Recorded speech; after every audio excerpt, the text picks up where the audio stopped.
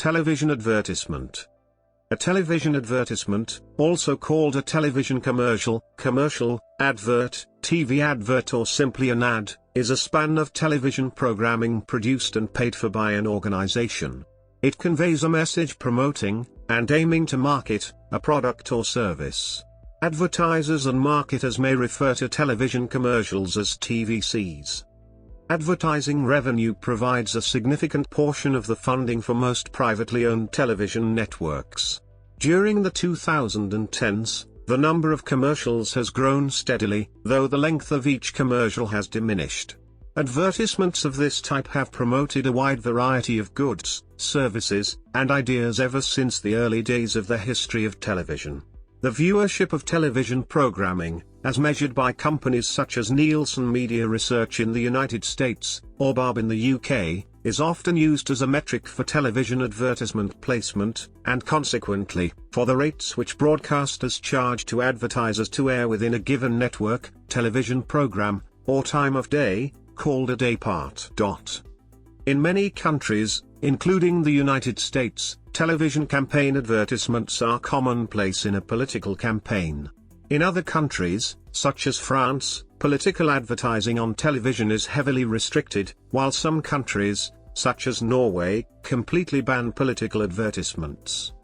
The first official paid television advertisement came out in the United States on July 1, 1941, over New York station WNBT, subsequently WNBC, before a baseball game between the Brooklyn Dodgers and Philadelphia Phillies. The announcement for Bulova watches, for which the company paid anywhere from $4 to $9, reports vary, displayed a WNBT test pattern modified to look like a clock with the hands showing the time. The Bulova logo, with the phrase Bulova watch time, appeared in the lower right-hand quadrant of the test pattern while the second hand swept around the dial for 1 minute. The first TV ad broadcast in the UK went on air on ITV on September 22, 1955, advertising Gibbs Senior toothpaste. In Asia, the first TV ad broadcast appeared on Nippon Television in Tokyo on August 28, 1953, advertising Seikosha, subsequently Seiko. It also displayed a clock with the current time. The television market has grown to such an extent that it was estimated to reach $69.87 billion for TV ad spending in the United States for 2018. General background. Television advertising involves three main tasks: creating a television advertisement that meets broadcast standards, placing the advertisement on television to reach the desired customer, and then measuring the outcomes of these ads, including the return on investment. To accomplish the first step means different things to different parts of the world depending on the regulations in place. In the UK, for example, clearance must be given by the body Clearcast. Another example is Venezuela, where clearance is governed by a body called CNAC. The clearance provides a guarantee to the broadcasters that the content of the advertisement meets legal guidelines. Because of this, special extended clearance sometimes applies to food and medical products as well as gambling advertisements. The second is the process of TV advertising delivery, and usually incorporates the involvement of a post-production house, a media agency, advertising distribution specialists, and the end goal, the broadcasters. At New York's TV Week in November 2018, the TV advertising model was described by Turner Broadcasting System as broken. TV advertisement trends. Internet and digital. However, with the emergence of over-the-top media services, the Internet itself has become a platform for television, and hence TV advertising. TV attribution is a marketing concept whereby the impact television ads have on consumers is measured. Addressable television is where targeted advertising is used on digital platforms, so two people watching the same show receive different ads. Digital television recorders and advertisement skipping. After the video cassette recorder, VCR, became popular in the 1980s, the television industry began studying the impact of users fast-forwarding through commercials. Advertising agencies fought the trend by making them more entertaining. The introduction of digital video recorders, also known as digital television recorders or DVDs, such as TiVo, and services like Sky Plus, Dish Network and Astro Max, which allow the recording of television programs into a hard drive, also enabled viewers to fast forward or automatically skip through advertisements of recorded programs. At the end of 2008, 22% of UK households had a DTR. The majority of these households had Sky Plus, and data from these homes, collected via the Sky View panel of more than 33,000, shows that, once a household gets a DTR, they watch 17% more television. 82% of their viewing is to normal, linear, broadcast TV without fast-forwarding the ads. In the 18% of TV viewing that is time-shifted, i.e. not watched as live broadcast, viewers still watch 30% of the ads at normal speed. Overall, the extra viewing encouraged by owning a DTR results in viewers watching 2% more ads at normal speed than they did before the DTR was installed. The Sky View evidence is reinforced by studies on actual DTR behavior by the Broadcasters Audience Research Board, BARB, and the London Business School. Product placement. Other forms of TV advertising include product placement advertising in the TV shows themselves. For example, Extreme Makeover, Home Edition advertises Sears, Kenmore, and the Home Depot by specifically using products from these companies, and some sports events like the Monster Energy Cup of NASCAR are named after sponsors, and race cars are frequently covered in advertisements. Many major sporting venues in North America are named for commercial companies, dating back as far as Wrigley Field. Television programs delivered through new mediums such as streaming online video also bring different opportunities to the traditional methods of generating revenue from television advertising. Overlay advertisements. Another type of advertisement shown increasingly, mostly for advertising TV shows on the same channel, is an ad overlay at the bottom of the TV screen, which blocks out some of the picture. Banners, or logo bugs, as they are called, are referred to by media companies as secondary events, 2E. This is done in much the same way as a severe weather warning is done, only these happen more frequently. They may sometimes take up only 5 to 10% of the screen, but in the extreme, they can take up as much as 25% of the viewing area. Subtitles that are part of the program content can be completely obscured by banners. Some even make noise or move across the screen. One example is the 2E ads for 3 Moons Over Milford, which was broadcast in the months before the TV show's premiere. A video taking up approximately 25% of the bottom left portion of the screen would show a comet impacting into the moon with an accompanying explosion, during another television program. Another example is used in Poland to use any premieres of new shows/new seasons of the same show. TVP has own further step, overlaying and screen not a channel, in which the show is premiered, but also an sister channel. Interactive advertisements. Online video directories are an emerging form of interactive advertising, which help in recalling and responding to advertising produced primarily for television. These directories also have the potential to offer other value-added services, such as response sheets and click-to-call, which enhance the scope of the interaction with the brand. Shorter commercial breaks. During the 2008-09 TV season, Fox experimented with a new strategy, which the network dubbed Remote Free TV.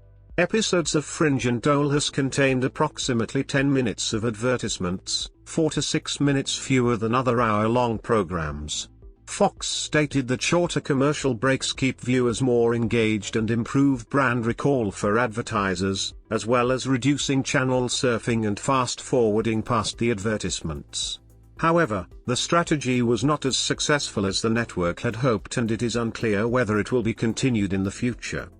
In May 2018, Fox Networks Group said its channels would try 1-minute commercial breaks, mainly during sports events, but also on some shows on Fox Broadcasting Company. Ads during these breaks would cost more and fewer advertisers would be willing to pay that much. Also in 2018, NBC used 1-minute commercial breaks after the first block in many shows. These prime pods are intended to keep viewers who are watching live, and advertisers pay more for the NBC spots. TV advertisements by country. Characteristics. Advertising agencies often use humor as a tool in their creative marketing campaigns. Many psychological studies have attempted to demonstrate the effects of humor and their relationship to empowering advertising persuasion. Animation is often used in advertisements. The pictures can vary from hand-drawn traditional animation to computer animation. By using animated characters, an advertisement may have a certain appeal that is difficult to achieve with actors or mere product displays. Animation also protects the advertisement from changes in fashion that would date it. For this reason, an animated advertisement, or a series of such advertisements, can be very long-running, several decades in many instances. Notable examples are the series of advertisements for Kellogg's cereals, starring Snap, Crackle and Pop, and also Tony the Tiger. The animation is often combined with real actors. Animated advertisements can achieve lasting popularity. In any popular vote for the most memorable television advertisements in the UK, such as on ITV or Channel 4, the top positions in the list invariably include animations, such as the classic Smash and Creature Comforts advertisements. Other long-running advertising campaigns catch people by surprise, even tricking the viewer, such as the Energizer Bunny advertisement series. It started in the late 1980s as a simple comparison advertisement, where a room full of battery-operated bunnies was seen pounding their drums, all slowing down except one, with the Energizer battery. Years later, a revised version of this seminal advertisement had the Energizer Bunny escaping the stage and moving on. According to the announcer, he keeps going and going and going. This was followed by what appeared to be another advertisement. Viewers were oblivious to the fact that the following advertisement was actually a parody of other well-known advertisements until the Energizer Bunny suddenly intrudes on the situation, with the announcer saying "still going." The Energizer Battery Company's way of emphasizing that their battery lasts longer than other leading batteries. This ad campaign lasted for nearly 15 years. The Energizer Bunny series has itself been imitated by others, via a Coors Light beer advertisement, in motion pictures, and by current advertisements by Geico Insurance. Use of popular music. Many television advertisements feature songs or melodies, jingles, or slogans designed to be striking and memorable, which may remain in the minds of television viewers long after the span of the advertising campaign. Some of these ad jingles or catchphrases may take on lives of their own, spawning gags that appear in films, television shows, magazines, comics, or literature. These long-lasting advertising elements may be said to have taken a place in the pop culture history of the demographic to whom they appeared. An example is the enduring phrase, "Winston tastes good like a cigarette should," from the 18-year advertising campaign for Winston cigarettes from the 1950s to the 1970s. Variations of this dialogue and direct references to it appeared as long as 2 decades after the advertising campaign expired. Another example is "Where's the Beef?", which grew so popular it was used in the 1984 presidential election by Walter Mondale. Another popular catchphrase is "I've fallen and I can't get up," which still appears occasionally, over 2 decades after its first use. Some advertising agency executives have originated more than one enduring slogan, such as Mary Wells Lawrence, who is responsible for such famous slogans as "Raise your hand if you're sure," "I, Heart, New York," and "Trust the Midas Touch." Prior to the 1970s, music in television advertisements was generally limited to jingles and incidental music. On some occasions, lyrics to a popular song would be changed to create a theme song or a jingle for a particular product. An example of this is found on the recent popular GoCompare.com advert that utilizes "Over There," the 1917 song popular with United States soldiers in both World Wars and written by George M. Cohan during World War I. In 1971, the converse occurred when a song written for a Coca-Cola advertisement was re-recorded as the pop single "I'd Like to Teach the World to Sing," in perfect harmony, by the New Seekers, and became a hit. Additionally, songwriter Paul Williams composed a piece for a Crocker Bank commercial which he lengthened and the Carpenters recorded as "We've Only Just Begun." Some pop and rock songs were re-recorded by cover bands for use in advertisements, but the cost of licensing original recordings for this purpose remained prohibitive in certain countries, including the US, until the late 1980s. The use of previously recorded popular songs in American television advertisements began in earnest in 1985 when Burger King used the original recording of Aretha Franklin's song Freeway of Love in a television advertisement for the restaurant. This also occurred in 1987 when Nike used the original recording of the Beatles' song Revolution in an advertisement for athletic shoes. Since then, many classic popular songs have been used in similar fashion. Songs can be used to concretely illustrate a point about the product being sold, such as Bob Seger's Like a Rock used for Chevy trucks, but more often are simply used to associate the good feelings listeners had for the song to the product on display. In some cases the original meaning of the song can be totally irrelevant or even completely opposite to the implication of the use in advertising. For example, Iggy Pop's Lust for Life, a song about heroin addiction, has been used to advertise Royal Caribbean International, a cruise ship line. Music licensing agreements with major artists, especially those that had not previously allowed their recordings to be used for this purpose, such as Microsoft's use of Start Me Up by the Rolling Stones and Apple Incorporated's use of U2's Vertigo, became a source of publicity in themselves.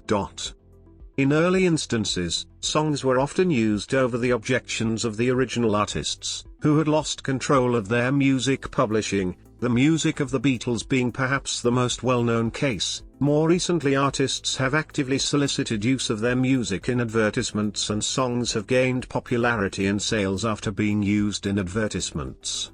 A famous case is Levi's Company, which has used several one-hit wonders in their advertisements, songs such as Inside, Spaceman, and Flat Beat. In 2010, research conducted by Press for Music revealed that Light and Day by the Polyphonic Spree is the most performed song in UK TV advertising. Sometimes a controversial reaction has followed the use of some particular song on an advertisement.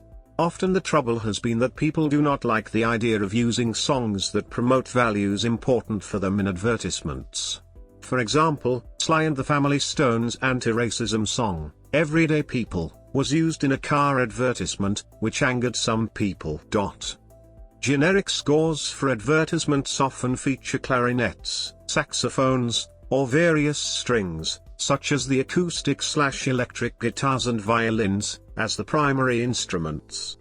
In the late 1990s and early 2000s, electronica music was increasingly used as background scores for television advertisements, initially for automobiles, and later for other technological and business products such as computers and financial services. Television advertising has become a popular outlet for new artists to gain an audience for their work, with some advertisements displaying artist and song information on screen at the beginning or end.